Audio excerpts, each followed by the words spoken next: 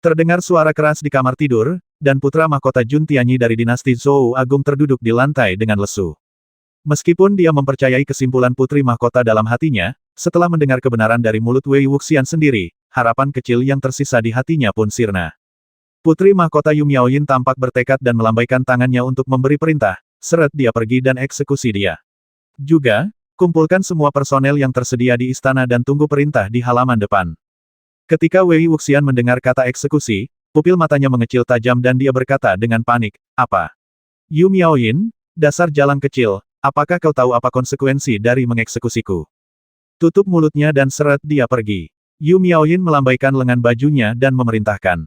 Dua pengawal dari istana pangeran segera merobek kain yang menutupi Wei Wuxian, menyumpal mulutnya dengan kain itu, lalu menyeretnya keluar halaman. Jun Tianyi berjalan keluar kamar tidur dalam keadaan linglung, panik, dan bingung.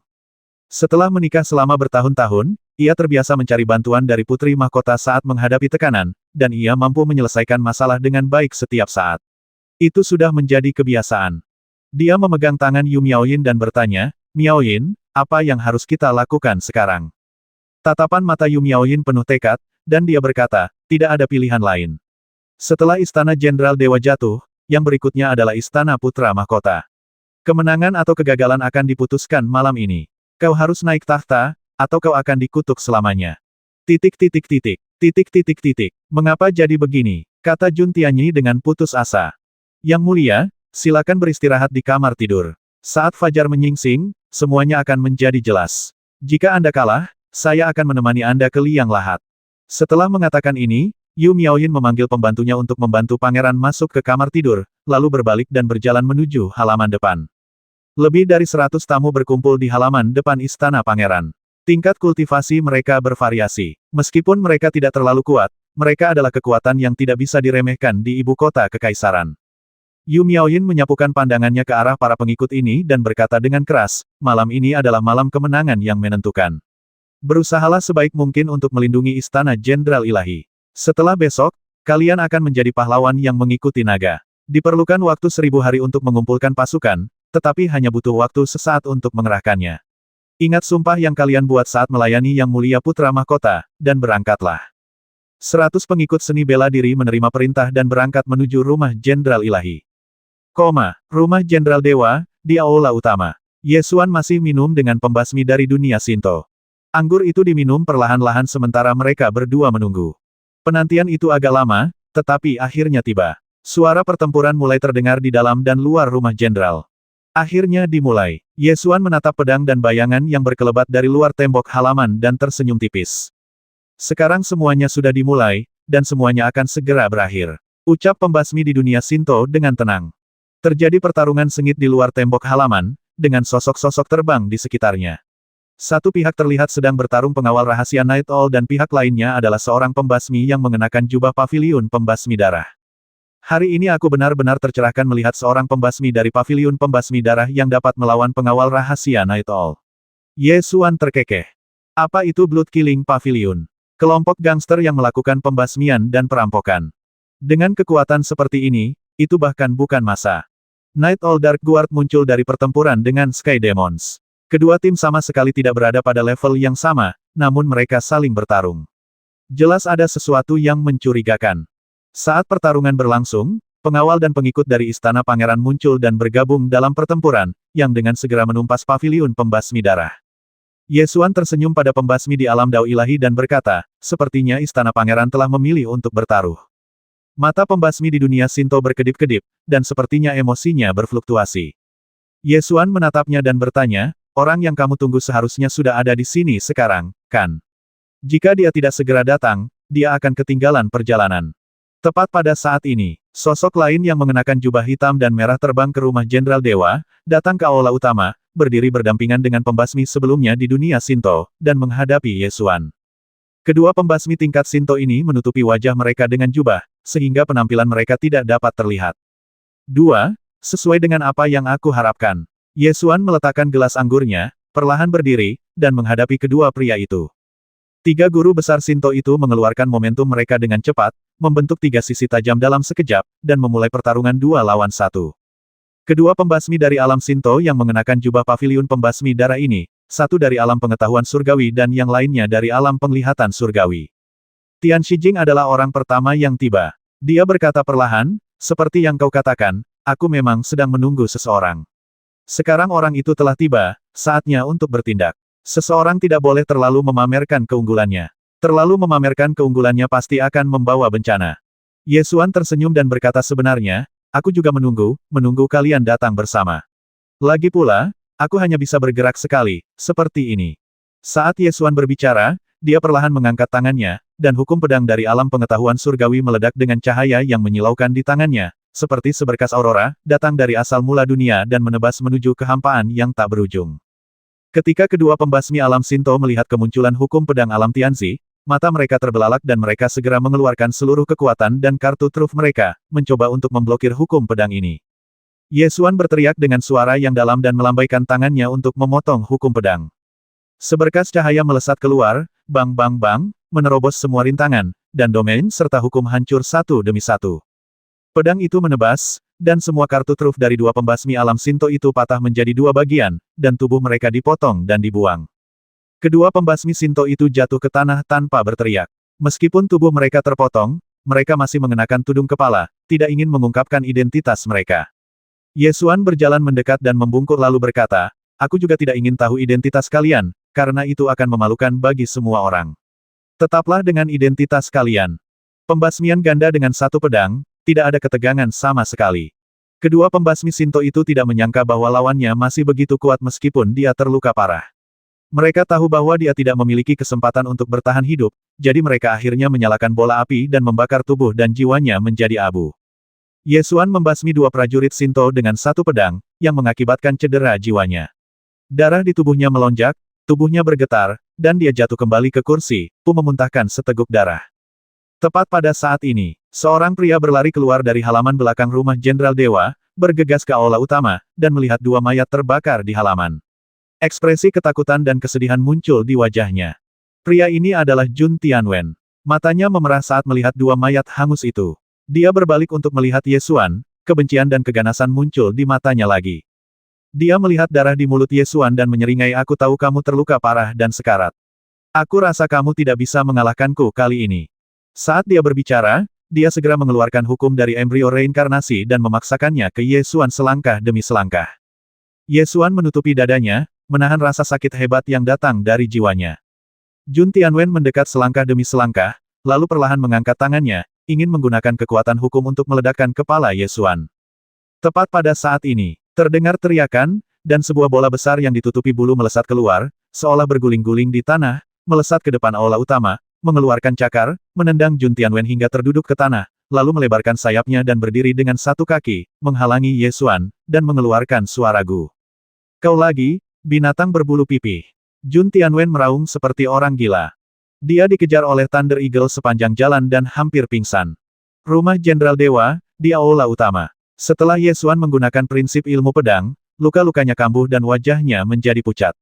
Su Zexue berlari keluar sambil mengenakan mahkota Phoenix dan jubah pengantin, melemparkan dirinya ke pelukan Ye Xuan, terisak-isak karena khawatir, melepaskan energi kehidupannya untuk menenangkan rasa sakit jiwanya. Ketika Jun Tianwen melihat elang petir muncul, dia tahu bahwa dia tidak akan berhasil malam ini, jadi dia menggertakkan giginya dan berbalik untuk melarikan diri dari rumah Jenderal Dewa. Ketika Lei Qiu melihat Jun Tianwen mencoba melarikan diri, dia langsung mengejarnya sepanjang jalan Sukue. Jun Tianwen tertimpa bola ke sana kemari dan lari ketakutan sambil berteriak. Di rumah Jenderal Dewa, Guru Gu bergegas keluar dari ruang alkimia, dan melihat wajah pucat Ye Xuan, dia berkata dengan cemas, mengapa kamu tidak mendengarkan? Aku sudah bilang jangan lakukan itu, jangan lakukan itu. Su Zexue meneteskan air mata dan terus melepaskan energi kehidupan, berharap dapat sedikit meringankan luka Ye Xuan. Aku baik-baik saja. Ye Xuan tersenyum tipis dan menghibur beberapa orang. Cedera pada jiwanya tidak memungkinkannya untuk bertindak, tetapi dia harus melakukannya karena lawan yang dihadapinya. Tepat pada saat ini, suara Xiangling terdengar di kehampaan, lepaskan aku. Lepaskan aku tidak akan pergi. Xiangling dan dua orang lainnya muncul di udara. Dua orang itu, seorang pria dan seorang wanita, mengenakan jubah seputih salju.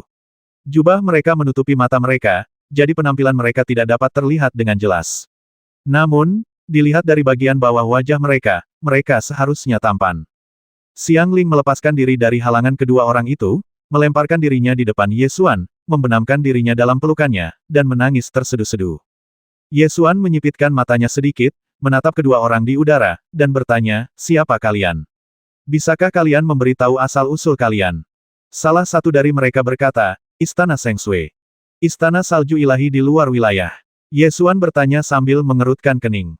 Istana Seng Sui adalah Istana Seng Sui. Hanya orang-orang dari dunia lain yang akan menambahkan kata di luar domain. Jadi, kaulah yang menyebabkan pusaran awan petir sebulan yang lalu. Apa tujuanmu? Ye Xuan bertanya dengan ekspresi serius. Itu tidak ada hubungannya denganmu. Kami di sini hanya untuk membawa garis keturunan Ice Phoenix dari Istana Seng Sui. Suara kedua pendeta Istana Seng Sui sedingin es dan salju yang mengambang di sekitar tubuh mereka. Jadi sepertinya Xiang Ling melepaskan kekuatan jiwa bela dirinya di celah kehampaan sebelumnya, dan kekuatan itu melewati celah kehampaan dan ditemukan olehmu, kan? Ye Xuan segera menebak alasannya. Alasan mengapa pusaran awan petir muncul di Provinsi Wilderness Selatan juga karena alasan ini. Ini tidak ada hubungannya denganmu, dan kamu tidak perlu takut. Kami hanya akan mengambil garis keturunan Ice Phoenix dan tidak akan menyentuh tanaman atau pohon apapun di dunia ini. Para pendeta Istana Seng Sui berkata sambil menyerang bersama, menembakkan dua aliran es untuk menarik Xiang Ling menjauh. Xiang Ling meronta dan menangis, aku tidak akan pergi, aku tidak akan pergi. Jika kau tidak pergi sekarang, cepat atau lambat kau harus pergi. Dengan luka jiwanya saat ini, dia tidak akan bertahan lebih dari 3 tahun, kata pendeta Istana Seng Sui. Xiang Ling menjadi semakin sedih ketika mendengar ini. Dia berbalik dan menatap kedua pendeta Istana Seng Sui dan mengusulkan sebuah transaksi jika kalian dapat menyembuhkan saudaraku, aku akan pergi bersamamu. Luka-luka di jiwanya pasti disebabkan oleh Raja Dewa yang kuat. Sungguh suatu keajaiban bahwa dia bisa bertahan hidup sampai sekarang. Tidak mungkin untuk menyembuhkannya. Mari kita menyerah saja, kata pendeta Istana Seng Sui. Tidak, jika kamu tidak menyembuhkan saudaraku, aku tidak akan pergi. Kita ingin dikubur bersama bahkan jika kita mati. Xiang Ling tampak bertekad. Pendeta Istana Seng Sui merenung. Pendeta Istana Salju tiba-tiba mengangkat tangannya dan melepaskan setetes es. Dia berkata, ini adalah air mata Phoenix Es. Telanlah dan itu akan membekukan jiwamu selama 10 tahun. Cedera jiwa tidak akan bertambah parah selama 10 tahun. Ini adalah batas dari apa yang dapat kita lakukan. Jika kamu bersedia pergi bersama kami sekarang, kami akan memberikan air mata Phoenix Es ini kepadanya. Jika kamu tidak mau, kami juga dapat membawamu pergi dengan paksa. Pikirkan baik-baik. Xiang Ling menggertakkan giginya dan berdiri, mengulurkan tangannya untuk memintanya, berikan padaku. Pendeta wanita dari Istana Seng Sui melepaskan air mata Phoenix Es, Xiang Ling mengambilnya dan menyerahkannya ke mulut Ye Xuan, sambil cemberut dan berkata makanlah dengan cepat, aku pasti akan menemukan obatnya dalam 10 tahun dan kembali untuk menyembuhkanmu. Ye Xuan dapat melihat bahwa kedua pendeta Istana Seng Sui tidak memiliki niat buruk terhadap Xiang Ling. Dia berpikir bahwa dia mungkin tidak dapat melindungi Xiang Ling dalam kondisinya saat ini, jadi dia mengambil air mata Phoenix Es dan menelannya. Air mata Ice Phoenix memasuki perutnya, dan embun beku yang membekukan segalanya mengalir di sepanjang meridiannya ke lautan kesadarannya, membekukan jiwanya. Setelah jiwa dibekukan, seseorang masih dapat menggunakan pikiran ilahi, tetapi kekuatan pikiran ilahi berkurang hampir setengahnya. Ayo pergi. Dua pendeta dari Istana Seng Sui menembakkan dua aliran es dan salju dan menyeret Xiang Ling pergi. Xiang Ling tidak melawan lagi. Dia meraih tangan Ye Xuan dan dengan enggan dibawa pergi. Saat tangan mereka terpisah, air mata mengalir dari matanya dan akhirnya menghilang ke dalam kehampaan. Efek dari air mata Ice Phoenix sangatlah ajaib. Setelah jiwa dibekukan, kecuali berkurangnya kekuatan spiritual, jiwa seolah-olah tidak terluka dan dapat menggunakan hukum dengan bebas. Pada saat ini, pertempuran di dalam dan di luar rumah Jenderal Dewa akan segera berakhir, dan pembasmi dari paviliun pembasmi darah telah terbasmi dan dipukul mundur. Ji Yan, kapten pengawal kegelapan burung hantu malam dari kelompok Tianchou, muncul di depan aula utama dan melaporkan, Tuan Muda, para pembasmi telah dibersihkan, dan Jun Tianwen telah melarikan diri kembali ke Istana Xinxing untuk menemui Kaisar Manusia. Ye Xuan berdiri dan menatap bintang pagi di langit sudah hampir fajar, saatnya untuk pergi menemui penguasa Zhou Agung. Istana Kekaisaran, Balai Xinxing. Kaisar Manusia duduk di istana, menunggu kabar. Kami menunggu dari tengah malam hingga fajar, tetapi tetap saja tidak ada kabar. Orang yang pergi ke Istana Jenderal Dewa tidak kembali, dan orang yang pergi ke Istana Pangeran untuk mengeluarkan dekrit juga tidak kembali. Hingga bintang pagi muncul di langit, hingga saat tergelap sebelum fajar tiba. Terdengar suara tangisan memilukan dari luar istana. Jun Tianwen bergegas masuk ke istana Xinxing dengan luka di sekujur tubuhnya, berlutut di hadapan kaisar dan berseru, "Ayah! Ayah! Leluhur! Kedua leluhur telah meninggal, semuanya meninggal." Ketika kaisar mendengar hasilnya, ia tidak dapat bernapas, matanya terbelalak, dan ia hampir pingsan. Ia menekan dadanya dan megap-megap mencari udara, dan bertanya, apa yang terjadi? Pangeran sedang merencanakan pengkhianatan, jadi kirimkan pasukan untuk membantu istana Jenderal Ilahi. Jun Tian bertanya saat ini, dan masih ingin menipu pangeran lagi. Di mana Ye Xuan? Bagaimana kabar Ye Xuan? Kaisar manusia menanyakan pertanyaan yang paling ia pedulikan. Dia terluka parah. Aku melihatnya muntah darah dengan mataku sendiri. Dia pasti tidak akan hidup lama. Ketika Jun Tianwen mengatakan ini, ekspresi ganas dan senang muncul di wajahnya. Tepat pada saat ini, seorang pemuda dengan tatapan tajam seperti pedang berjalan memasuki aula Xinxing. Tampaknya selama dia berdiri di sana, tatapan tajam yang terpancar darinya tidak dapat diabaikan. Orang yang datang tentu saja Ye Xuan. Ye Xuan berjalan ke aula Xinxing dan berkata sambil tersenyum, "Saya khawatir saya akan mengecewakan Anda." Jun Tianwen berbalik dan melihat Ye Xuan masuk. Ekspresi bahagia di wajahnya langsung berubah menjadi ngeri. Dia jatuh ke tanah dan berseru, kenapa kamu baik-baik saja? Kesabaranmu memang tak mampu mengukur hatiku. Ada banyak hal dalam diriku yang tak dapat kau pahami." Ye Xuan berkata sambil melangkah menaiki tangga dan berjalan menuju kaisar manusia selangkah demi selangkah. Kaisar menunjukkan ekspresi panik di wajahnya. Dia menunjuk ke arah Ye Xuan dan bertanya, kau, apa yang akan kau lakukan? Beranikah kau membasmi raja? Ayo cepat, batuk. Suara kaisar manusia bergema di istana Xinxing, tetapi tidak ada satupun penjaga yang keluar. Karena dia berteriak terlalu keras, luka-lukanya semakin parah dan wajah kaisar manusia menjadi pucat. Dia mulai batuk dengan keras, dan matanya cekung karena luka-lukanya. Dia tampak sangat kuyu. Ye Xuan berdiri di depannya dan menatapnya sambil tersenyum. Senyum itu bagaikan angin musim semi, tetapi membuat sang kaisar merasa dingin di hatinya. Kaisar terengah-engah dan berkata, "Ye Xuan, jangan lupa bahwa kakek buyutmu Qin Tai'a adalah seorang jenderal besar dari dinasti Zhou Agung. Jika kau berani membasmi kaisar, kau adalah orang yang tidak setia dan tidak berbakti. Kau masih belum mengerti. Aku tidak tertarik bersaing denganmu untuk mendapatkan ketenaran dan kekuasaan. Mengapa kita tidak bisa hidup damai dan tidak saling mengganggu?" Ye Xuan mendesah. "Karena kamu terlalu nakal dan tidak mau tunduk. Kalau kamu mau menerima hadiahnya, kejadian hari ini tidak akan pernah terjadi." Tegur kaisar manusia. Ye Xuan mengerutkan bibirnya dan mencibir, "Ngomong-ngomong, keluarga Junmu hanya ingin memelihara guk-guk lagi.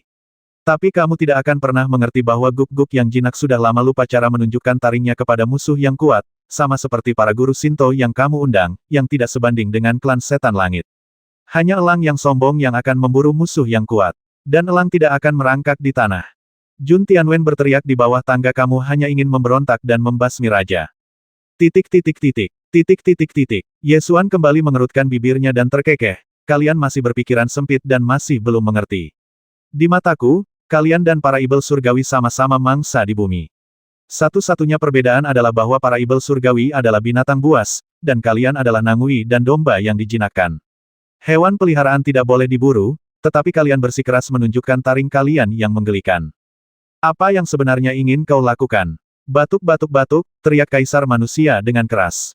Ye Xuan mundur selangkah dan berkata dengan santai, aku tidak ingin melakukan apapun, aku hanya ingin memberitahumu satu hal, kamu sudah sakit parah, bahkan jika kamu memiliki ramuan paling berharga untuk membuatmu tetap hidup, kamu tidak akan bisa bertahan selama beberapa hari lagi. Lalu apa? Kaisar manusia sudah siap secara mental untuk hal ini, jadi dia tidak merasakan banyak gejolak emosi saat mendengarnya. Ye Xuan melanjutkan, selain itu, ada hal lain yang ingin kukatakan padamu. Sebenarnya, aku bisa menyembuhkan lukamu. Apa? Sang kaisar manusia membuka matanya lebar-lebar, memperlihatkan ekspresi tidak percaya, dan mengulangi, apa yang kau katakan? Ye Xuan menyeringai dan berkata, aku memiliki warisan dari Kaisar Pil 7 mutlak. Aku dapat menyembuhkan luka yang tidak dapat disembuhkan oleh siapapun di seluruh Zhou Agung. Sebenarnya, aku telah berencana untuk mencari waktu untuk menyembuhkan lukamu setelah pernikahan, asalkan kamu bisa lebih toleran. Sayang sekali kamu terlalu cemas. Apa? Mata kaisar manusia terbelalak. Ia mengira luka yang akan berakibat fatal itu sebenarnya telah disembuhkan oleh seseorang. Tetapi pada saat yang sama, dia tahu bahwa karena apa yang terjadi hari ini, orang ini tidak akan dapat menolongnya. Hal ini sama saja dengan melihat secercah harapan hidup di jalan buntu, Namun karena keputusan kita sendiri, kita menutup pintu harapan itu dengan tangan kita sendiri. Kaisar manusia menatap dan mengulurkan tangan untuk meraih tangan Ye Xuan. Dia ingin hidup, dan tak seorang pun yang tidak ingin hidup. Jika tidak ada harapan hidup, ia dapat menghadapi kematian dengan tenang. Namun, kini aku melihat harapan hidup muncul di depan mataku. Namun, harapan ini tampaknya sudah dalam jangkauan, tetapi aku sama sekali tidak dapat meraihnya. Aku hanya dapat menyaksikan tanpa daya saat harapan itu perlahan memudar. Kaisar manusia itu bergegas maju dan meraih lengan Ye Xuan, dan berkata dengan penuh semangat, kakek buyutmu adalah yang paling setia. Jika dia masih hidup, dia pasti akan memintamu untuk menyelamatkanku. Selamatkan aku, selamatkan aku, selamatkan aku cepat. Ye Xuan tersenyum, menggelengkan kepalanya, dan menepis tangannya, sambil berkata hidup adalah tentang membuat pilihan terus-menerus, dan setiap pilihan memiliki untung dan rugi. Pilihanmu malam ini berarti kamu telah kehilangan kesempatan untuk bertahan hidup.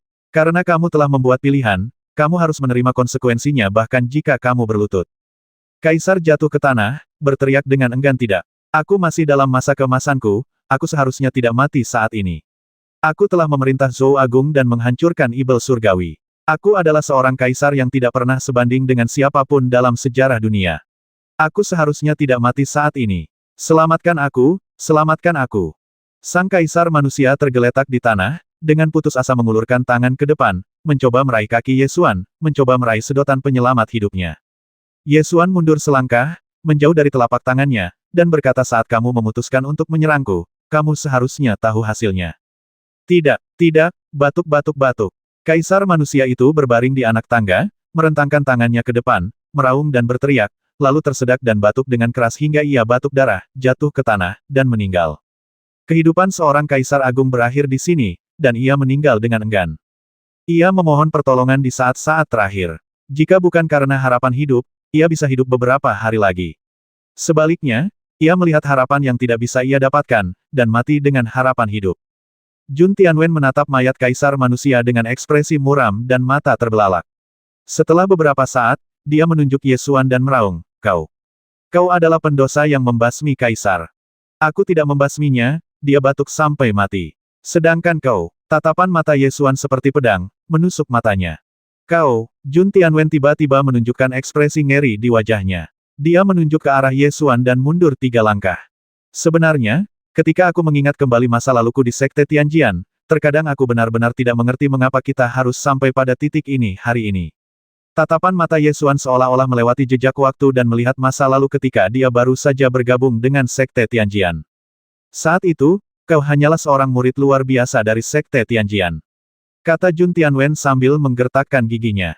Lalu apa? Ye Xuan menarik sudut mulutnya dan tertawa terbahak-bahak. Ada satu hal yang baik tentang dunia ini, yaitu, selama kamu memiliki bakat yang cukup tinggi dalam seni bela diri, bahkan jika kamu adalah putra Raja Surga, tidak ada yang dapat menghentikanmu. Mata Jun Tianwen penuh amarah.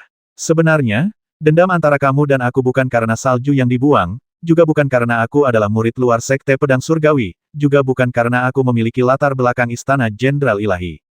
Pada akhirnya, itu karena kau terlalu berpikiran sempit.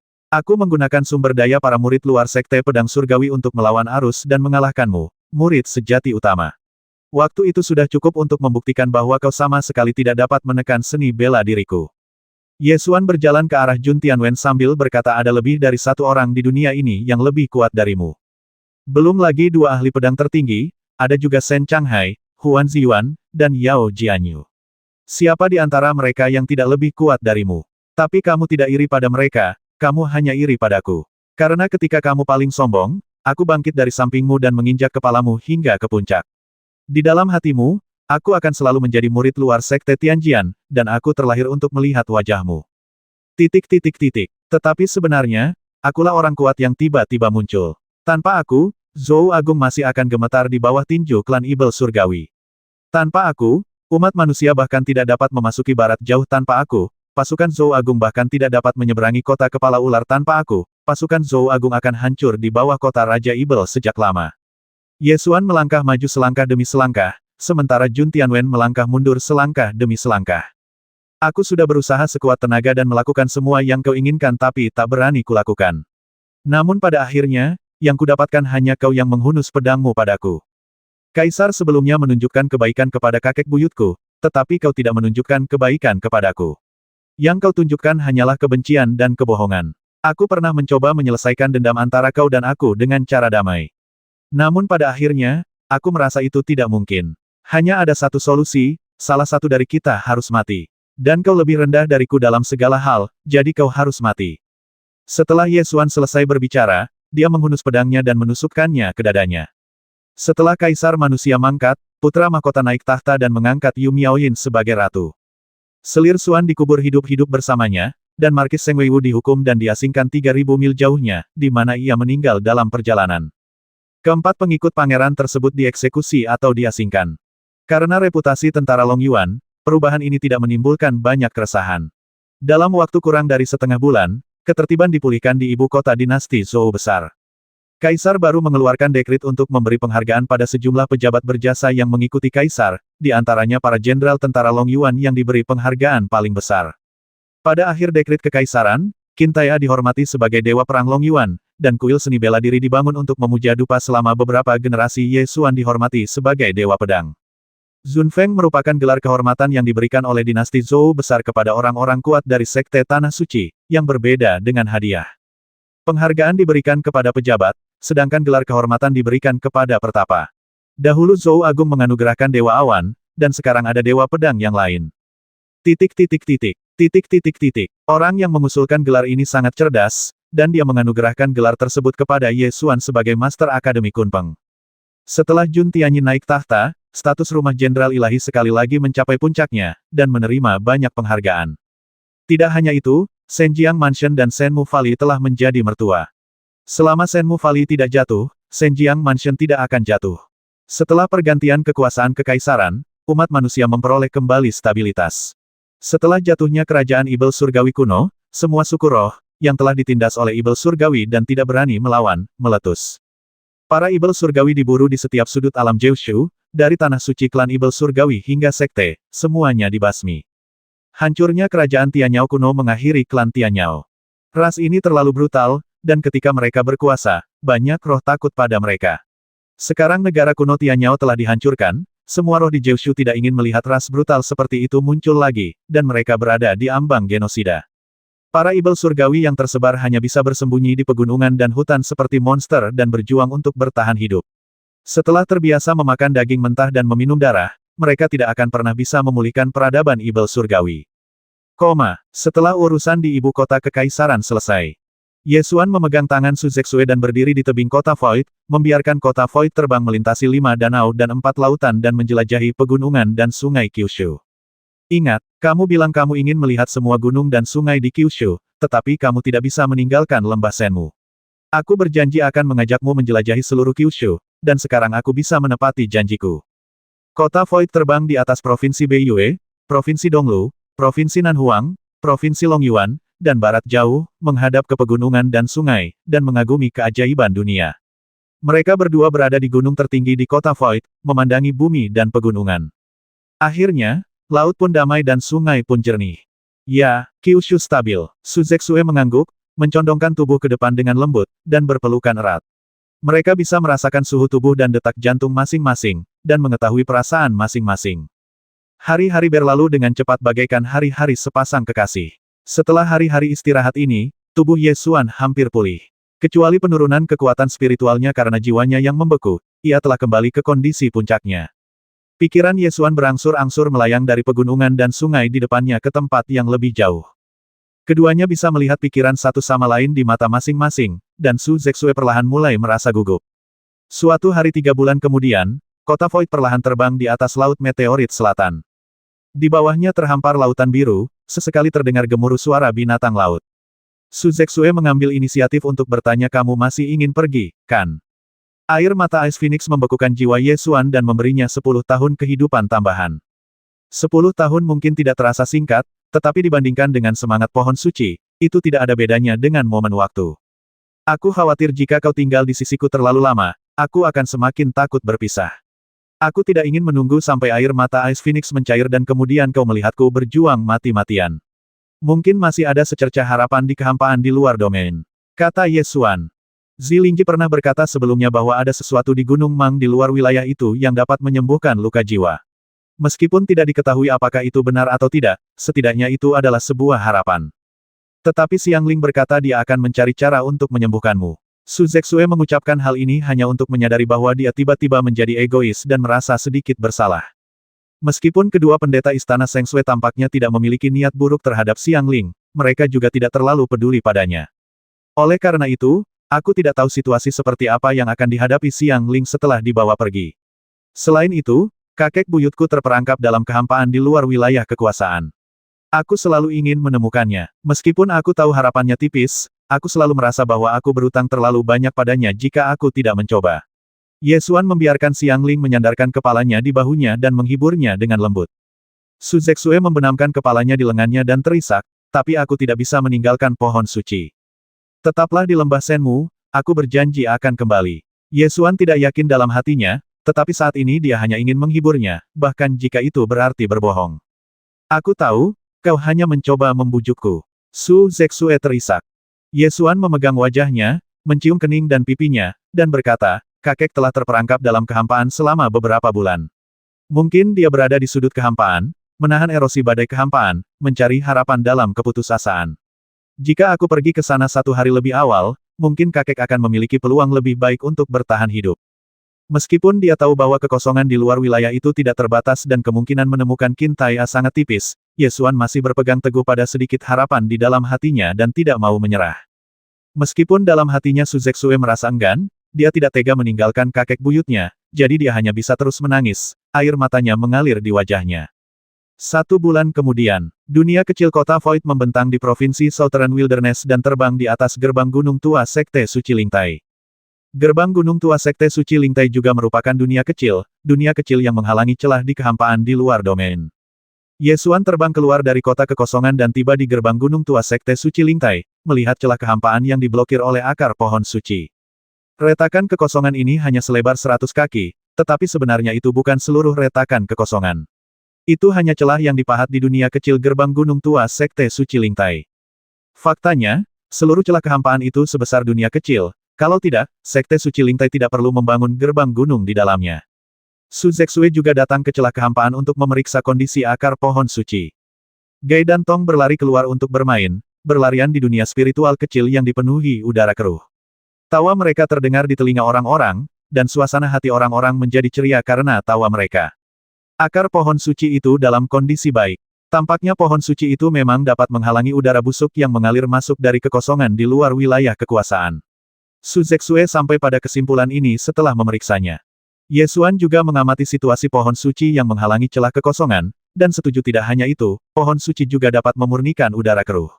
Di tempat pohon suci tumbuh, udara keruh dalam jarak 3 kaki di sekitarnya hampir dimurnikan, tidak seperti tempat lain yang bobrok.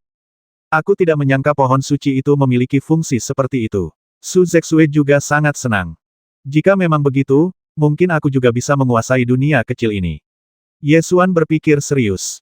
Alasan mengapa Sekte Suci Lingtai meninggalkan dunia kecil ini adalah karena dunia kecil ini telah terkikis terlalu parah oleh udara kotor dan tidak cocok untuk kelangsungan hidup hewan dan tumbuhan.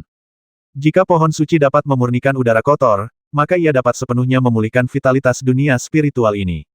Setelah Ye Xuan memikirkannya, dia meminta pengawal rahasia Night Owl untuk menyampaikan pesan kepada para tetua Departemen Formasi Akademi Kunpeng, bersiap untuk mendirikan formasi di dunia kecil Lingtai untuk melindungi pohon suci dan membiarkan dunia kecil ini pulih perlahan. Kemudian, Ye Xuan mengalihkan pandangannya ke gerbang Sura yang tidak jauh dari sana. Gerbang Sura adalah harta paling berharga klan Sura yang diperoleh Qin Tai A setelah mengalahkan klan Sura. Gerbang Sura dapat membentang ribuan mil dan melakukan perjalanan bolak-balik antara 2 ujung dunia. Pemimpin Dark Guard, Night Owl, bergegas dari Void City dan menyerahkan slip giok kepada Ye Xuan, sambil berkata dengan hormat, Tuan Muda, ini adalah formula kendali Gerbang Sura. Setelah Jenderal menghilang, Gerbang Sura harus dijaga oleh Tuan Muda. Ye Xuan mengambil slip giok itu, meletakkannya di depan dahinya, menutup matanya dan membacanya dengan pikirannya. Setelah memasuki alam para dewa, menjadi jauh lebih mudah untuk memahami teks-teks suci kuno, dan tidak ada masalah dalam memahami metode pengendalian semacam ini. Dalam waktu kurang dari 1/4 jam, Ye Xuan membuka matanya, membaca mantra, dan menyingkirkan Gerbang Sura. 3 hari kemudian, Departemen Formasi Akademi Kunpeng mulai mendirikan formasi di dunia kecil Lingtai. Pada saat yang sama, orang-orang dari Sekte Suci Lingtai bergegas datang dan menghentikan Akademi Kunpeng dari mendirikan formasi. Kali ini, ada 36 orang dari Sekte Suci Lingtai, 3 di antaranya telah mencapai alam dewa. Selain Huan Ziyuan dan Yao Jianyu, ada lelaki tua lain dengan rambut dan janggut putih, yang merupakan pemimpin Sekte Suci Lingtai generasi ini, Lin Guangyun. Para pengikut Sekte Suci Lingtai dan para guru serta siswa perguruan Kunpeng saling berhadapan di depan celah kehampaan.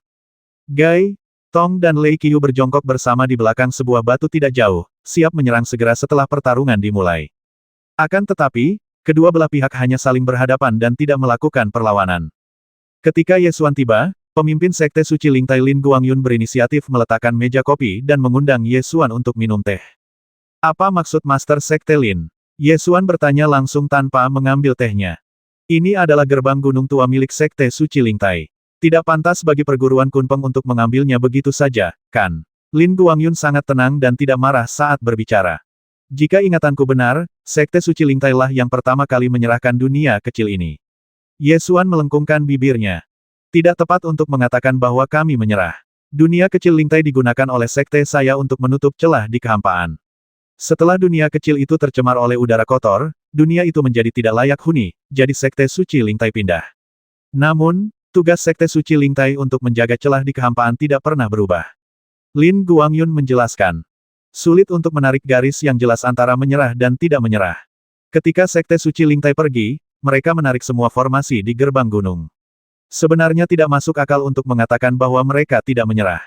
Aku tidak suka bertele-tele, jadi biar ku jelaskan. Kau ingin merebut kembali dunia kecil ini, kan?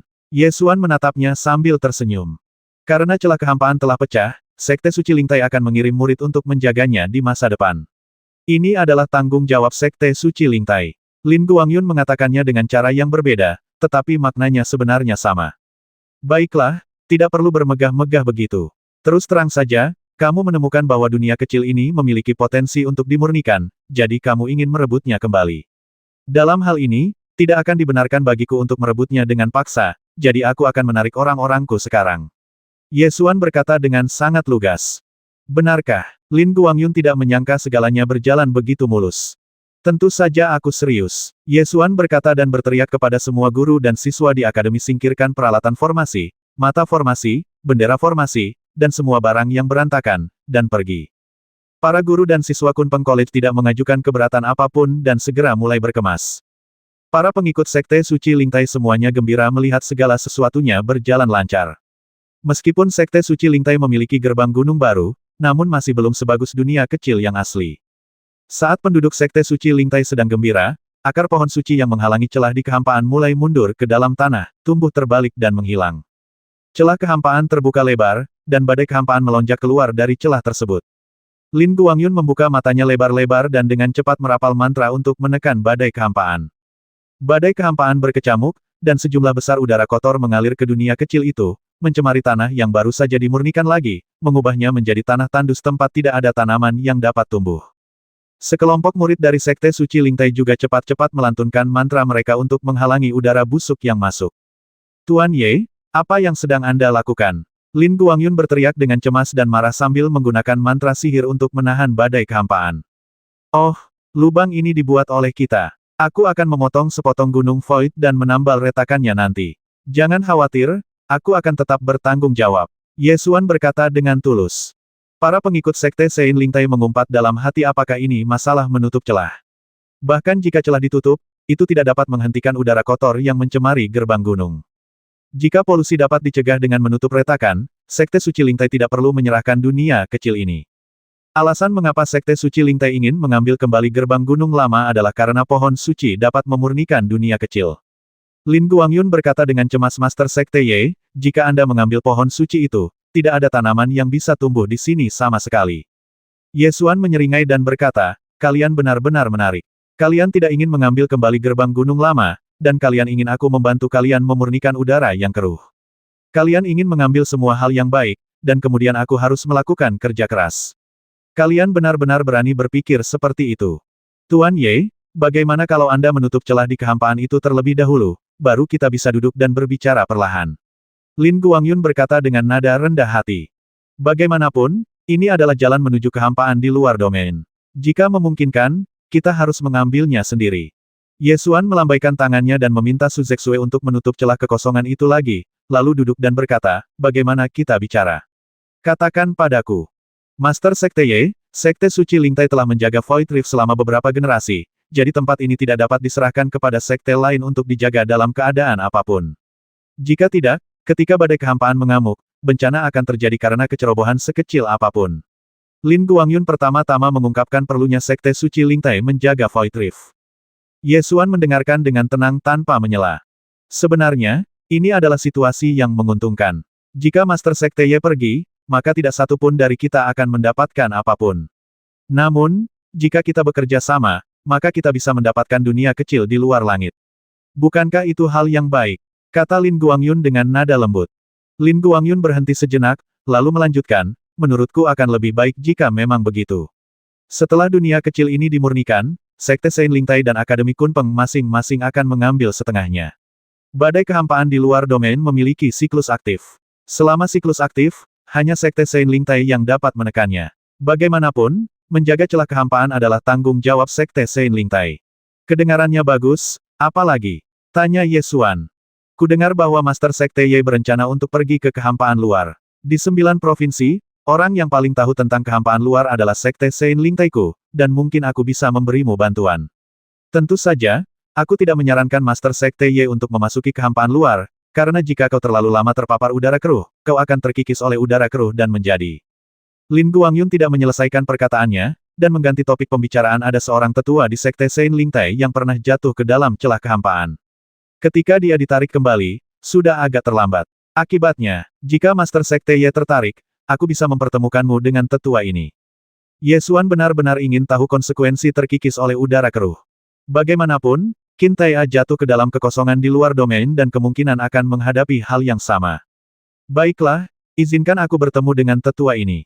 Saat Ye Xuan berbicara, dia melirik ke arah penjaga rahasia Night Owl di sampingnya dan memintanya untuk memanggil si Lingji. Lin Guangyun melambaikan tangan kepada para pengikut Sekte Suci Lingtai di belakangnya, dan kerumunan itu pun berpisah untuk mempersilakan seorang tetua yang mengenakan jubah dan tudung keluar. Setelah sesepuh Lingtai Shengzong keluar, dia perlahan melepas tudung di kepalanya, memperlihatkan wajahnya. Ketika orang-orang yang hadir melihat wajah ini, mereka semua terkesiap pada saat yang sama. Wajah ini sangat menyeramkan, dengan banyak kerutan di kulitnya. Jika Anda tidak tahu sebelumnya bahwa dia adalah manusia, Anda mungkin akan mengira dia adalah monster pada pandangan pertama. Ketika Zilingji melihat orang ini, matanya tiba-tiba terbelalak dan pandangan rumit muncul di matanya. Ye Xuan menoleh untuk menatapnya dan bertanya, apa yang ingin kamu katakan? Zilingji menarik napas dalam-dalam dan berkata, ini adalah hasil dari orang-orang yang hidup di kehampaan di luar wilayah kekuasaan. Saya telah mengatakan sebelumnya bahwa saya berharap orang-orang saya dapat datang ke alam Jiushu. Faktanya, penampilan orang-orang saya lebih mengerikan daripada dia. Semua kulit di tubuh mereka keriput. Ini adalah hasil dari udara keruh yang mengikis tubuh. Lalu kenapa kamu baik-baik saja? Tanya Ye Xuan. Karena aku dipilih sejak lahir dan dibesarkan di kuil. Saat aku masih kecil, aku akan sangat takut saat melihat orang-orang sukuku. Saat aku tumbuh dewasa, aku mulai merasa sedih. Emosi Zilingji sedikit berfluktuasi. Ye Xuan menatap sesepuh Sekte Suci Lingtai sejenak dan bertanya, apakah tidak ada cara untuk mengobatinya? Tetua Sekte Suci Lingtai yang terkikis oleh udara busuk itu berbicara dengan suara serak dan rendah, jika ada cara untuk menyembuhkan, apakah aku tidak akan mengobatinya? Sebenarnya, Ye Xuan telah memikirkan cara yang mungkin untuk menyembuhkan erosi udara keruh. Karena pohon suci itu dapat menyucikan tanah yang tercemar oleh udara kotor, maka kemungkinan besar ia juga dapat menyucikan manusia yang terkikis oleh udara kotor. Tentu saja, tingkat kesulitan pengobatannya masih belum diketahui. Jika harus diobati, itu pasti akan menghabiskan vitalitas Su Zexue. Ye Xuan tidak berencana mengatakannya sekarang, dia akan menunggu dan melihat apa yang terjadi nanti. Kedua belah pihak terlibat perbincangan yang cukup harmonis. Lin Guangyun menyerang saat besi masih panas dan berkata, Master Sekte Ye, karena ini adalah situasi yang saling menguntungkan, saya pikir Sekte Suci Lingtai dan Akademi Kunpeng harus bersama-sama mendirikan gerbang gunung di dunia kecil ini. Bagaimana menurutmu? Kunci apakah dunia kecil ini layak huni terletak pada pohon suci? Oleh karena itu, kami selalu memiliki inisiatif dan tidak perlu khawatir Sekte Suci Lingtai akan mengingkari janjinya. Ye Xuan segera setuju dan berkata, baiklah, mari kita gunakan celah kehampaan sebagai batasnya. Bagian barat milik Sekte Suci Lingtai, dan bagian timur milik Akademi Kunpeng. Baiklah, Lin Guangyun setuju. Kedua belah pihak segera mengambil keputusan untuk bersama-sama mendirikan gerbang gunung. Para guru dan siswa Departemen Formasi Perguruan Tinggi Kunpeng mulai menata formasi lagi. Dalam perjalanan kembali ke kota Void, Zilingji bertanya, apakah kamu takut? Melihat penampilan mengerikan yang terkikis oleh udara busuk. Benar-benar menakutkan. Jika aku menjadi seperti itu, aku mungkin tidak ingin bertemu siapapun selama sisa hidupku. Ye Xuan menjawab dengan santai. Jadi, kau tidak berani meninggalkan alam Jiushu, kan? Zilingji bertanya dengan ragu-ragu. Tidak ada gunanya bagimu untuk mengujiku. Kamu tidak dapat memengaruhi keputusan yang kubuat. Ye Xuan menghalangi ujiannya hanya dengan satu kalimat. Tahukah kau apa istimewanya udara keruh? Meskipun udara keruh dapat menggerogoti tubuh, namun sebenarnya dapat membuat jiwa menjadi lebih kuat. Oleh karena itu, meskipun orang-orang Mangshan terlihat sangat menakutkan dari luar, jiwa mereka sangat kuat. Mangshan memang memiliki hal-hal yang dapat menyembuhkan luka-luka jiwa. Zilingji berkata lagi. Ye Xuan melengkungkan bibirnya, menatapnya, dan berkata dengan bercanda sepertinya kamu benar-benar ingin membawaku ke Mangshan. Setelah semuanya beres, Ye Xuan memutuskan untuk menyeberangi celah kehampaan dan menuju kehampaan di luar domain keesokan harinya. Malam itu, Ye Xuan menemani Su Zexue dan berusaha sekuat tenaga untuk memenuhi semua keinginannya. Bagaimanapun, akulah orang yang paling berutang budi padanya di dunia ini. Su Zexue dapat merasakan bahwa semakin baik kekasihnya memperlakukannya, semakin dekat mereka dengan perpisahan. Ketika dia memikirkan hal ini, dia tidak dapat menahan tangis. Ye Xuan memegang wajahnya, mencium setiap inci kulitnya yang basah oleh air mata, memeluknya erat, dan berkata dengan sedih aku berutang terlalu banyak padamu dalam hidup ini, jadi aku akan kembali hidup-hidup apapun yang terjadi. 10 tahun terlalu singkat, kita harus tetap bersama selama beberapa generasi. Su Zexue tidak dapat berhenti menangis lagi, dia mengangguk sambil menangis. Pagi-pagi sekali, setelah bangun tidur, Su Zexue mengeluarkan 3 botol giok dan berkata, ini adalah sari pohon suci. Ini dapat memurnikan erosi udara keruh. Bawalah bersamamu. Ye Xuan mengambil botol giok dan bertanya, sudahkah kamu menemukan cara untuk menyembuhkan erosi ki keruh? Su Zexue mengangguk dan berkata, tidak sulit. Kamu bisa menggunakan sari pohon suci. Akan lebih efektif jika kamu menggunakan teknik roh kayu. Anda terlalu baik, jadi saya ingin mengingatkan Anda. Karena sari pohon suci dapat menyembuhkan erosi udara keruh, Sekte Suci Lingtai pasti sangat membutuhkan sari pohon suci. Jika Anda ingin membantu mereka, Anda bisa, tetapi Anda tidak boleh membiarkan mereka berpikir bahwa ini adalah apa yang pantas mereka dapatkan. Jika tidak, ketika mereka terbiasa memiliki sari pohon suci, begitu Anda tidak memberikannya kepada mereka, mereka akan cemburu. Ye Xuan mengingatkan. Meskipun Su Zexue lembut, dia sangat cerdas dan secara alami memahami kebenaran ini. Dia mengangguk dan setuju, saya mengerti. Baiklah, aku pergi dulu. Aku akan kembali begitu aku menemukan kakek buyutku, jangan bersedih. Ye Xuan memegangi wajahnya dengan kedua tangannya, merasa sedikit enggan. Keduanya sampai di celah kehampaan. Tong menyadari apa yang terjadi kemudian dan tiba-tiba mulai menangis dan mengejarnya. Kenapa kamu menangis lagi di sini? Aku hanya akan keluar sebentar. Bersikaplah baik dan Tik Mahadewa di rumah. Jangan membuat keributan atau masalah. Ye Xuan menyentuh wajah mungilnya dan membujuknya. Aku tidak menginginkannya, aku tidak menginginkannya. Tong menggelengkan kepalanya kuat-kuat, memegang pinggangnya dan menolak melepaskannya. Gai juga berlari mendekat, memanyunkan bibirnya dan tidak berkata apa-apa, tetapi semua emosinya tertulis di wajahnya. Bukannya kamu tidak akan kembali. Patuh saja, Ye Xuan membujuk. Aku tidak mau. Tong ingin bersama kakaknya. Tong terisak-isak sambil mengerucutkan mulutnya. Baiklah, berhentilah menangis. Jika kau tidak mau mendengarkan, keluarkan saja buah teratai itu. Ye Xuan berkata dengan suara yang dalam. Tong mengerutkan bibirnya dan menggelengkan kepalanya kuat-kuat. Setelah berkali-kali, gadis kecil itu menjadi pintar dan menyadari bahwa ia tidak akan menang bahkan jika ia mengeluarkan buah teratai, jadi menangis akan lebih efektif. Ye Xuan berjongkok, mengulurkan jari kelingkingnya dan berkata, bagaimana kalau kita membuat janji kelingking? Aku berjanji akan kembali. Tidak bisakah Tong pergi bersama saudaranya? Kamu masih muda dan tidak mungkin pergi ke tempat berbahaya seperti itu. Ye Xuan menjelaskan. Tong terisak dan bertanya, kalau begitu, kalau Tong sudah besar nanti, bisakah dia pergi mencari kakaknya? Ye Xuan berpikir bahwa dia tidak tahu kapan mereka akan tumbuh dewasa, jadi tidak masalah jika mereka setuju. Memberi mereka tujuan sekarang akan membuat mereka patuh. Jadi dia setuju baiklah, tunggu sampai kamu dewasa. Tong segera melepaskan pedang virtual Guang dan meletakkannya di tangan kakaknya, seraya berkata, "Kakak, pegang pedang itu, Tong dan adik bisa menemukanmu." Ye Xuan tiba-tiba merasa sedikit enggan, dan berkata kepadanya dengan dahinya menempel pada dahinya, "Ketika kakak tidak ada, kamu harus mendengarkan 3 orang suster Zexue, kakek Gu, dan pendeta Ming Huang." Ye Xuan berdiri, memegang bagian belakang kepala Su Zexue, dan mencium keningnya. Su Zexue tidak terbiasa melakukan tindakan intim seperti itu di hadapan orang lain, wajahnya memerah dan dia segera menundukkan kepalanya. "Buka celah di kehampaan itu," kata Ye Xuan. Su Zexue agak enggan, jadi dia mengangkat tangannya dan meletakkannya lagi. Setelah ragu-ragu 2 kali, dia mencabut akar pohon suci di celah kehampaan. Ye Xuan melangkah maju, sementara Lei Qiu menggerakkan cakarnya dan mengikutinya dari belakang, seakan-akan itu adalah hal yang wajar untuk dilakukannya. "Apakah aku sudah menyuruhmu untuk mengikutiku?" Ye Xuan berbalik dan melotot ke arah si pecinta makanan. Lei Qiu mengikutinya dan berbalik untuk berkata kepada Tong di belakangnya, "Jangan ikuti aku." Ye Xuan menyodok bulu si pecinta makanan dengan tangannya dan berkata, "Aku sedang berbicara tentangmu."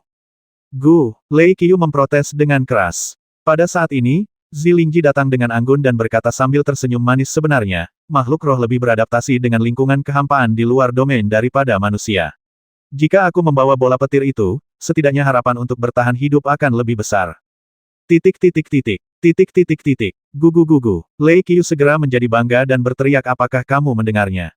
Zilingji melanjutkan, "Setidaknya setelah terkikis oleh udara keruh, binatang roh itu tidak akan menjadi jauh lebih jelek." "Gu," Lei Qiu memprotes dengan marah, mengatakan bahwa bulunya adalah yang paling indah dan tidak akan menjadi jelek. Pada saat ini, kesadaran ilahi Kaisar Binatang Kunpeng berasal dari pedang Kunpeng. "Hal yang paling menyedihkan dalam hidupku adalah ditinggalkan oleh King Xiao, jadi kamu tidak bisa meninggalkan bola petir." Jelaslah bahwa Kaisar Kunpeng melihat masalah ini dari sudut pandang binatang spiritual, dan dia merasakan hal yang sama. "Baiklah." Ye Xuan membuka tas binatang roh dan berkata, "Masuklah." Ada badai kehampaan yang mengamuk di mana-mana di luar dinding kristal kehampaan, dan kemungkinan besar badai itu akan tersebar, jadi Ye Xuan memutuskan untuk memasukkan bola guntur kembali ke dalam tas binatang roh. Lei Qiu tidak keberatan dan kembali ke dalam tas binatang roh. Ye Xuan menatap Zilingji dan berkata, "Jika kau ingin membawaku ke Mangshan, kau bisa melakukannya. Begitu pula, karena kau berasal dari kehampaan luar, kau pasti lebih mengenal lingkungan kehampaan luar daripada aku. Jadi, jika memungkinkan, aku harap kau dapat membantuku menemukan kakek buyutku." Saya hanya bisa berkata bahwa saya akan melakukan yang terbaik. Sejujurnya, saya tidak yakin apakah saya bisa bertahan dari badai kehampaan, jadi saya hanya bisa melakukan yang terbaik. Zilingji berhenti sejenak, lalu melanjutkan, "Selain itu, saat melewati badai kehampaan, ada kemungkinan besar kita akan terpisah. Jadi, jika kita terpisah, kita akan menetapkan tujuan kita di Mangshan. Jika kita semua selamat, kita akan bertemu di Mangshan. Jika kita tidak selamat, maka hari ini akan menjadi perpisahan." Setelah berkata demikian, Zilingji mengambil langkah terlebih dahulu menuju celah kehampaan, menarik napas dalam-dalam, lalu melompat turun. Ye Xuan kemudian melompat ke celah kehampaan dan menghilang dalam badai kehampaan yang bergelombang dalam sekejap mata. "Kakak," teriak Tong sambil berlari mendekat. Su Zexue segera memeluk perutnya, memeluknya erat-erat, dan menangis. "Tong, baiklah, kakak akan kembali." Akar pohon suci itu disegel kembali. Ye Xuan terjatuh ke dalam badai kehampaan dan tersapu oleh badai kehampaan itu melalui celah di dinding kristal kehampaan. Udara keruh dalam badai kehampaan mengalir ke dalam tubuh melalui mata, telinga, mulut, hidung, dan bahkan kulit. Tiba-tiba aku merasa seolah-olah tubuhku dipenuhi merkuri, berat dan menyakitkan. Ye Xuan mengedarkan energi sejatinya untuk memaksa udara keruh keluar dari tubuhnya, tetapi ketika udara keruh bertemu dengan energi sejati, udara tersebut malah bercampur dengan energi sejati dan mengalir ke Laut Qi Dantian. Semakin keruh udara yang masuk ke dalam tubuh, semakin terasa beratnya. Badai kehampaan itu lebih menyerupai pisau angin, yang memotong tubuhnya dan meninggalkan bekas berdarah. Ye Xuan mengerutkan kening dan mencoba berbagai cara untuk menghalangi udara keruh, tetapi tidak ada yang berhasil. Akhirnya, dia hanya bisa menggunakan tubuh abadi Dewa Perang untuk menahan erosi udara keruh dan badai kehampaan. Panggilan. Ye Xuan menghela napas panjang, mendesah bahwa tubuh abadi Dewa Pertarungan memang kuat. Tak lama kemudian, di bawah tiupan badai kehampaan, ia melewati celah di dinding kristal kehampaan. Setelah menahan erosi udara keruh, Ye Xuan segera melepaskan indera keilahiannya untuk mencoba mengamati dinding kristal hampa. Dinding kristal void adalah rahasia dunia. Jika Anda dapat menemukan sesuatu darinya, mungkin Anda dapat memperoleh pencerahan. Tetapi begitu pikiran ilahi dilepaskan dan menyentuh badai kehampaan, badai itu langsung hancur berkeping-keping. Ye Xuan tanpa sadar menarik pikiran spiritualnya, dan kemudian menemukan bahwa jiwanya tidak merasakan sakit apapun sebagai hasilnya. Dalam keadaan normal, ketika pikiran diserang, serangan itu akan kembali ke jiwa. Kecepatan mengerikan yang membuat pikiran terkoyak tadi secara teoritis seharusnya menyebabkan rasa sakit yang parah pada jiwa. Namun, tiba-tiba aku tidak merasakan sakit apapun di jiwaku saat ini. Ye Xuan mengerti setelah berpikir sejenak bahwa jiwanya telah dibekukan oleh air mata Ice Phoenix, dan bahkan luka-luka di jiwanya pun dibekukan. Kecuali jika air mata Ice Phoenix pecah, jiwanya tidak akan terluka. Setelah menyadari ini, Ye Xuan tidak bisa menahan tawa. Karena kesadaran ilahi yang terkoyak oleh badai kehampaan tidak akan kembali ke jiwa, maka tidak ada yang perlu ditakutkan. Ye Xuan mencoba melepaskan kesadaran ilahinya lagi, dengan paksa menahan amukan badai kehampaan dan memperluasnya ke arah dinding kristal kehampaan. Panggilan, kesadaran ilahi meluas sejauh 3 kaki dan terkoyak oleh badai kehampaan lagi. Ye Xuan bagaikan sebuah perahu kecil, bergoyang dan bergulung dalam badai kehampaan, tertiup badai, sembari terus berupaya melepaskan pikiran spiritualnya untuk menyentuh dinding kristal kehampaan. Setelah mencoba untuk pertama kalinya, kesadaran ilahi akhirnya menyentuh dinding kristal hampa. Saat kesadaran ilahinya menyentuh dinding kristal hampa, Ye Xuan menemukan bahwa dinding kristal hampa tidak dapat dianggap sebagai materi sama sekali, tetapi terdiri dari hukum. Hukum yang tak terhitung jumlahnya bersatu membentuk dinding kristal, mengisolasi alam Jiushu dari kekosongan di luar wilayah tersebut. Tepatnya, dinding kristal hampa membentuk bola yang melindungi alam Jiushu. Namun, masalahnya adalah ketika Anda berada di alam Jiushu, Anda tidak dapat melihat dinding kristal void sama sekali. Dinding kristal void tampaknya merupakan kekuatan hukum dimensi yang lebih tinggi. Setelah mencoba berkali-kali, Ye Xuan merasa bahwa kekuatan spiritualnya terlalu rusak, dan pikirannya seperti sedang tidak sadarkan diri untuk sesaat. Dia segera mengumpulkan pikirannya dan mencoba yang terbaik untuk menahan amukan badai kehampaan. Untuk mempertahankan tubuh abadi Sang Dewa Pejuang, kehilangan energi sejati sangatlah besar. Ye Xuan harus meringkuk menjadi bola untuk mengurangi area kontak dengan badai kehampaan dan mengapung di badai kehampaan. Selama proses ini, saya mencoba mengamati lingkungan sekitar, tetapi yang dapat saya lihat hanyalah udara keruh dan badai hampa, dan saya tidak dapat melihat apapun. Zilingji, yang pertama kali melompat ke celah kehampaan, tidak menyadari kemana dia terhempas oleh badai kehampaan itu.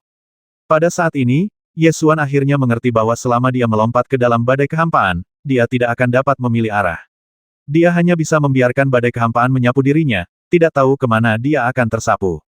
Setelah waktu yang tidak diketahui, Ye Xuan merasa energi sejatinya perlahan-lahan terkuras dan dia tidak bisa lagi mempertahankan tubuh abadi Dewa Pejuang. Dia membuka matanya dan melihat sekeliling, hanya untuk menemukan bahwa sejauh yang bisa dia lihat, tidak ada apa-apa selain kegelapan tak berujung di semua arah. Energi sejati dalam tubuhnya hampir habis. Ye Xuan mengeluarkan ramuan spiritual dan memasukkannya ke dalam mulutnya untuk dikunyah, menggunakan tubuh fisiknya dan kekuatan magis Tungku Kubah untuk memurnikan kekuatan obat dan memulihkan energi sejatinya. Pada saat ini, fluktuasi energi yang dahsyat muncul di depan. Badai kehampaan dengan kekuatan yang mengerikan menelan dari depan, dengan kilat hitam mengamuk di badai kehampaan. Ye Xuan membuka matanya lebar-lebar dan mengangkat pedangnya untuk mencoba menghindari badai kehampaan, tetapi sudah terlambat. Dalam sekejap mata, dia ditelan oleh badai kehampaan. Langit berputar dan bumi berputar, dan petir hitam mengalir ke tubuhnya. Pada saat-saat terakhir, Ye Xuan menggertakkan giginya, mengumpulkan sisa energi sejati, dan menampilkan tubuh abadi Dewa Pejuang. Saat dia terbangun lagi, Ye Xuan merasakan sedikit sakit kepala dan mengangkat tangannya untuk menggosok pelipisnya. Begitu dia menggerakkan tangannya, dia mendengar suara rantai besi yang berdenting. Dia mengerutkan kening dan melihat tangan dan kakinya terkunci oleh rantai besi. Dia segera menggunakan indera spiritualnya untuk mengamati sekelilingnya dan segera menemukan dirinya berada di ruang seperti sel. Lantai dan dindingnya terbuat dari kayu, dan energi kekosongan berwarna ungu gelap dapat terlihat melalui papan kayu tersebut. Ye Xuan menopang dirinya sendiri di lantai dan duduk, memeriksa tubuhnya, ketika kepalanya tiba-tiba mengeluarkan suara berdengung. Tubuhnya penuh dengan bekas luka akibat terkoyak oleh badai kehampaan, dan semua yang ada di tubuhnya telah hilang. Harta karunnya telah hilang, cincin angkasa telah hilang, dan yang paling parah adalah tas binatang roh telah hilang. Bola petir itu masih ada di dalam tas binatang roh itu. Jika bola itu hilang di kehampaan yang luas dan tak terbatas di luar wilayah itu, mungkin tidak akan pernah ada kesempatan untuk menemuinya lagi. Tepat pada saat ini, sebuah tangan berwarna ungu tua terentang, memegang cincin luar angkasa. Ye Xuan mengenali cincin angkasa ini karena itu miliknya. Titik titik titik. Titik titik titik. Pada saat yang sama, pesan lain datang buka saja. Nada kalimatnya berwibawa, dan ditunjukkan dengan pemikiran ilahi, sehingga maknanya dapat dipahami meskipun bahasanya berbeda. Yesuan mendongak dan menemukan bahwa ini adalah ras roh berbentuk manusia. Alasan mengapa mereka disebut elf humanoid adalah karena mereka memiliki 2 tangan, 2 kaki, 2 mata dan 1 mulut, dan dilihat dari postur mereka yang jongkok, mereka jelas berjalan tegak. Namun, peri humanoid ini sangat mirip manusia, tetapi kulitnya berwarna ungu tua dan epidermisnya tampak sekeras emas dan besi. Ini milikku, Yesuan berkata dengan suara yang dalam, mengacu pada cincin luar angkasa di tangan orang lain. Aku tahu, karena akulah yang mengambil cincin ini dari tanganmu. Peri ungu tua itu sama sekali tidak menyangkal fakta ini. Kau mencuri barang-barangku dan memintaku untuk membantumu membuka larangan. Kau sangat sombong. Yesuan melengkungkan sudut mulutnya dan tertawa. Sang Eldar ungu tua mencibir dan berkata, aku menyarankanmu untuk membuka batasan cincin itu dengan jujur, jika tidak, aku akan melemparmu keluar dan membiarkan udara busuk menggerogoti tubuhmu sepenuhnya. Yesuan melihat sekeliling dan merasa bahwa tempat ini tampak seperti kapal terbang, jadi dia berkata, bahwa aku menemui pemimpinmu. Pemimpin bukanlah seseorang yang bisa kau lihat kapanpun kau mau. Aku akan memberimu satu kesempatan terakhir untuk membukanya. Mata roh itu berubah dingin, dan dia siap memberi Yesuan pelajaran. Yesuan tiba-tiba berdiri, aliran energi pedang melonjak dari ujung jarinya, langsung memotong rantai di tubuhnya, lalu dia mencengkeram leher peri itu dengan 1 tangan dan mengangkatnya, dengan tangan lainnya mengangkat jari di depannya, dan berkata dengan dingin pakai kembali. Peri itu segera menyadari perbedaan kekuatannya, dan dengan gemetar mengenakan kembali cincin luar angkasa itu ke jari Yesuan. Yesuan menyeringai dan bertanya, bisakah aku bertemu pemimpinmu sekarang?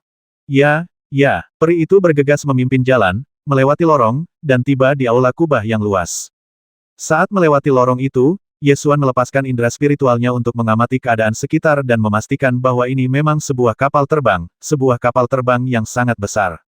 Kapal terbang ini panjangnya 300 kaki. Kapal terbang sebesar itu dapat dengan mudah menampung 10.000 orang. Pemimpin, dia ingin bertemu denganmu. Peri yang memimpin jalan memasuki aula kubah, mengatakan sesuatu, dan segera minggir. Duduk di kursi utama aula kubah, penulisnya adalah seorang peri yang juga memiliki kulit ungu tua. Akan tetapi, roh tersebut mempunyai tonjolan tulang di dahinya, yang menunjukkan dengan jelas bahwa ia adalah setan surgawi yang kulitnya telah berubah menjadi ungu tua. Ketika pemimpin Ibel mendengar laporan bawahannya, dia langsung mendengus marah, apakah dia tahu siapa aku? Apakah cincinnya terbuka? Sebelum dia bisa menyelesaikan kata-katanya, dia melihat cincin luar angkasa di tangan Yesuan dan matanya sedikit menyipit. Menarik sekali, kita bertemu seseorang yang berani melawan. Ucap pemimpin para Ibel langit itu sambil bercanda. Ini benar-benar menarik. Aku telah membasmi semua Ibel surgawi di alam Jeushu, tetapi aku tidak menyangka akan bertemu mereka lagi di kehampaan di luar wilayah kekuasaan. Yesuan juga berkata sambil tersenyum. Jangan bandingkan aku dengan makhluk-makhluk lemah di rumah kaca itu.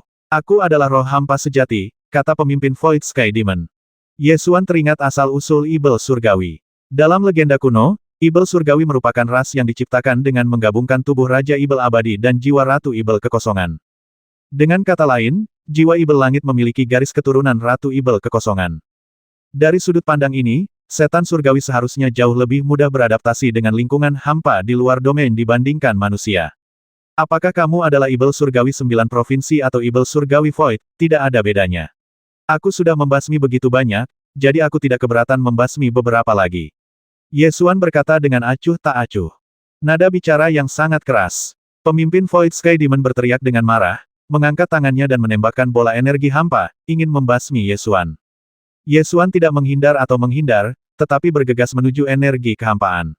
Dengan ujung jarinya, energi pedang menembus energi kehampaan dan menembus bahu Void Sky Demon. Pemimpin Void Sky Demon mengerang kesakitan, matanya bersinar dengan aura haus darah, dan dia ingin menyerang lagi. Yesuan menghentakkannya ke tanah, lalu duduk di kursi utama dan berkata dengan suara dingin panggil semua pemimpin dan kapten di kapal terbang. Pemimpin Void Sky Demon sangat bingung dan bertanya dengan heran kamu, bagaimana kamu bisa begitu kuat?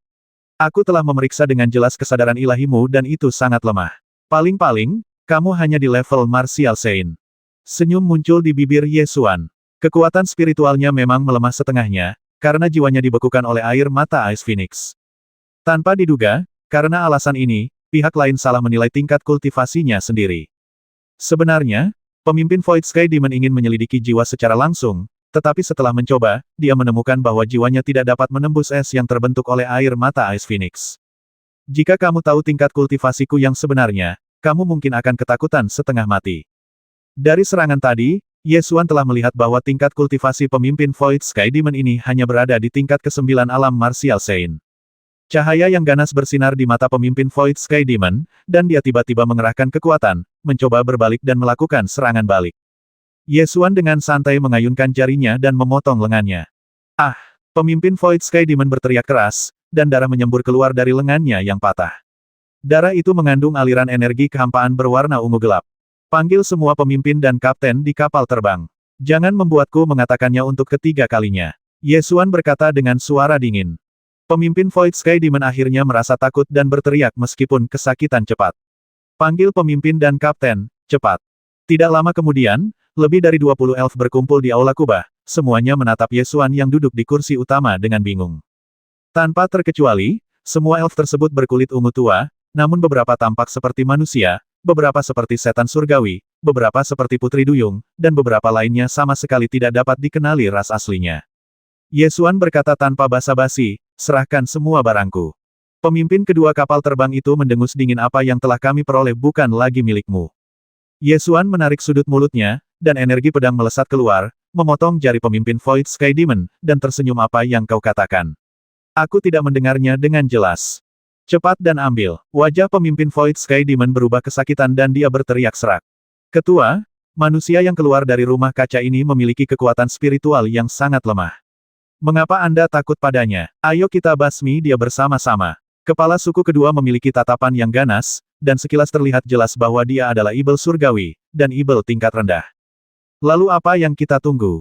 Ayo serang bersama. Ye Xuan tersenyum, dan energi pedang melesat keluar dari ujung jarinya, perlahan memotong jari kedua pemimpin Void Sky Demon. Satu jari lainnya terpotong, dan pemimpin Void Sky Demon meraung, ambil. Pemimpin kedua berteriak, dan semburan energi hampa keluar dari tubuhnya, dan dia menerkam ke arah Ye Xuan. Ye Xuan mengarahkan jarinya dengan santai, lalu energi pedang melesat keluar, menghantamnya dengan suara bang dan memakukannya ke dinding Aula Kubah. Setelah energi pedang menghilang, pemimpin kedua Ibel surgawi meluncur turun dari dinding, tetapi dia sudah lebih dari mati daripada mati. Melihat pemimpin kedua terbasmi seketika, para roh void lainnya ketakutan dan segera pergi mengambil semua harta Ye Xuan. Setelah Ye Xuan menghitungnya satu persatu, dia tidak menemukan tas binatang roh, dan berkata dengan suara yang dalam, ada tas binatang roh lainnya. Tidak lebih, itu saja. Jawab Void Spirit yang hadir. Titik titik titik. Titik titik titik. Tatapan mata Ye Xuan berubah dingin, lalu dia menebas dengan jarinya, memotong jari ketiga kepala suku Ibel Langit, dan berkata, tas binatang roh. Ah! Kepala suku Ibel Langit melolong sedih, tidak ada lagi. Benar-benar tidak ada lagi. Itu saja. Ye Xuan tidak tergerak, dan perlahan-lahan menghunus teknik pedang, memotong jari keempat kepala suku Ibel Langit, dan berkata, tas binatang roh. Ah! Hilang? Benar-benar hilang, sumpah. Pemimpin para Ibel Langit itu terus-menerus berteriak, tetapi bersikeras bahwa itu sudah hilang. Ye Xuan menyerang lagi, menebas jari terakhir tangan kirinya, yang juga merupakan jari terakhir di seluruh tubuhnya, karena tangan kanannya telah terputus sejak lama. Kepala suku Ibel Langit berteriak, tidak. Demi dewa, itu benar-benar hilang. Saat kami menangkapmu, kau tidak sadarkan diri. Semua harta dan cincin angkasa telah diambil, tetapi tidak ada tas binatang roh. Itu benar-benar hilang. Energi pedang memotong dan memotong jari terakhirnya. Kemudian, Ye Xuan tersenyum dan berkata, karena kamu mengatakannya, itu pasti benar. Wajah pemimpin Ibel Langit itu berubah karena rasa sakit. Dia tertegun dan berteriak, lalu kamu masih ingin memotong. Aku senang dengan hal itu, apa urusanmu? Ye Xuan memberikan jawaban yang sempurna. Para roh void saling berpandangan namun tidak berani berbicara untuk mengutuk. Ketika Ye Xuan memikirkan tas binatang roh yang hilang, dia menjadi sangat khawatir. Bola petir itu masih ada di dalamnya. Jika hilang di kehampaan di luar domain, itu akan menjadi masalah serius. Kita harus segera menemukan cara untuk mendapatkan bola petir itu kembali. Semakin lama kita menunda, semakin tipis harapan kita untuk menemukannya. Kendarakan perahu terbang itu kembali ke tempat kau menemukanku, sekarang. Sekarang juga, perintah Ye Xuan. Para Void Elf saling berpandangan dan tidak langsung melaksanakan perintah. Cahaya dingin melintas di mata Ye Xuan. Dia mengangkat tangannya dan mengayunkan energi pedang, langsung memotong kepala tiga Ibel Langit Void di aula. Kepalanya melayang dan darah berceceran. Para roh void lainnya tiba-tiba ketakutan dan buru-buru berlari untuk mengendalikan kapal terbang itu, mengubah arah dan mempercepat penerbangan. Karena kami berada di kehampaan di luar wilayah tersebut, tidak ada yang dapat dilihat kecuali kegelapan tak berujung di sekeliling, dan kami tidak tahu mana yang timur dan mana yang barat. Jika roh void di kapal terbang ini sengaja bermain-main, Ye Xuan tidak akan bisa mengetahuinya. Namun, itu tidak masalah. Jika dia tidak dapat menemukan bola petir, Ye Xuan tidak keberatan membasmi roh void ini satu persatu. Pada akhirnya, akan selalu ada orang yang mengatakan kebenaran. Saat perahu terbang hampa itu bergerak maju, Ye Xuan mulai mengajukan pertanyaan. Mengapa kulitmu berwarna ungu tua? Ini adalah evolusi yang disebabkan oleh penyerapan energi kehampaan. Pemimpin ketiga dari kapal terbang ini adalah seorang manusia, lebih pintar dari elf lainnya, dan menjawab dengan hormat. Ye Xuan menatapnya dan menggunakan indera spiritualnya untuk memeriksa laut Qi dantiannya. Pemimpin ketiga tidak berani melawan dan membiarkan Ye Xuan memeriksanya. Setelah Ye Xuan memeriksa dengan indera kedewaannya, dia menemukan bahwa tidak ada esensi sejati di laut Qi dantian lawan, hanya energi kosong, jadi dia berkata ceritakan padaku secara rinci. Pemimpin ketiga ini adalah manusia. Fakta bahwa ia mampu naik ke posisi pemimpin ketiga di atas kapal terbang, sedangkan pemimpin pertama dan kedua adalah Void Sky Demons, sudah cukup untuk menunjukkan bahwa ia memang punya otak. Pemimpin ketiga segera mengerti apa yang ingin didengar Ye Xuan dan berkata, tidak ada energi spiritual murni di kehampaan di luar domain, hanya udara keruh, jadi ras roh tidak dapat mengolah esensi sejati. Namun, udara keruh bercampur dengan energi kehampaan yang sangat langka. Selama udara keruh dapat dikeluarkan dan energi kehampaan di dalamnya dapat diserap, tubuh manusia akan mengalami perubahan seperti kita. Di kekosongan luar, kami menyebut para Eldar yang memperoleh energi kekosongan sebagai Void Eldar, tidak peduli ras apa mereka awalnya. Ye Xuan berpikir sejenak dan bertanya lagi tetapi saya ingat bahwa setelah terkikis oleh udara keruh, kulit akan berkerut dan menjadi sangat menakutkan. Pemimpin ketiga menjawab, iya, itulah roh-roh yang tidak memperoleh obat suci dan terkikis oleh udara keruh. Obat suci, ya, obat suci yang dijual di Abyss King City dapat mengeluarkan udara keruh di dalam tubuh, tetapi harus diminum sebelum tubuh benar-benar terkikis. Semakin lama digunakan, semakin banyak obat suci yang dibutuhkan. Para elf yang kulitnya sudah keriput tidak akan bisa pulih lagi. Jawab pemimpin ketiga. Kota Raja Abyss. Seberapa jauh dari sini? Ye Xuan bertanya lagi. Akan memakan waktu hampir 3 bulan, jawab pemimpin ketiga. Ye Xuan menggunakan akal ilahinya untuk menghitung secara kasar kecepatan perahu terbang Void dan menemukan bahwa kecepatan perahu terbang Void ini sangat cepat. Jika kita terbang dengan kecepatan ini selama 3 bulan, kita dapat menempuh jarak sekitar 30 juta mil. Ini adalah jarak yang sangat jauh, yang dapat mengelilingi Kyushu 300 kali. Ada berapa banyak tempat seperti Abyss King City di kehampaan di luar domain? Ye Xuan terus bertanya. Pemimpin ketiga menggelengkan kepalanya dan berkata, aku tidak tahu. Aku hanya pernah melihat satu kota Raja Abyss. Selain kota Raja Abyss, aku belum pernah melihat pemukiman Eldar lainnya. Kali ini, Ye Xuan menyadari betapa kosongnya kekosongan di luar wilayah itu. Di wilayah yang 300 kali lebih besar dari wilayah Jeushu, hanya ada satu kota tempat para roh tinggal. Ini hanya radius area sisi lain dari Abyss Royal City mungkin lebih kosong lagi. Apakah kamu tahu dari mana asalku? Ye Xuan terus bertanya. Dilihat dari penampilanmu, kau belum terkikis oleh udara keruh dan ada esensi sejati dalam tubuhmu. Kau seharusnya berada di alam Jeushu, yang merupakan dunia spiritual yang dipisahkan oleh dinding kristal hampa. Pemimpin ketiga menjawab. Bagus sekali. Selain aku, apakah kamu pernah melihat orang lain dari alam Jeushu? Ye Xuan menanyakan hal ini karena dia tentu ingin tahu apakah Qin Taiya pernah bertemu dengan klan roh Void ini. Tidak, kami baru saja datang ke sini dari kota Raja Abyss 3 bulan lalu untuk mencari harta karun. Jawab pemimpin ketiga. Perburuan harta karun, lebih mirip perampokan, kan? Kata Ye Xuan sambil tersenyum. Pemimpin ketiga tidak menyangkalnya, tetapi tetap menjelaskan kekosongan di luar domain sangat berbahaya. Di mana ada fluktuasi energi yang dahsyat, mungkin ada harta karun yang ditinggalkan oleh orang-orang yang kuat. Lebih dari 3 bulan yang lalu, ada fluktuasi energi yang dahsyat di dekat alam Jeushu. Kami membutuhkan harta karun untuk ditukar dengan obat suci, jadi kami hanya bisa datang ke sini untuk mencoba keberuntungan kami. 1360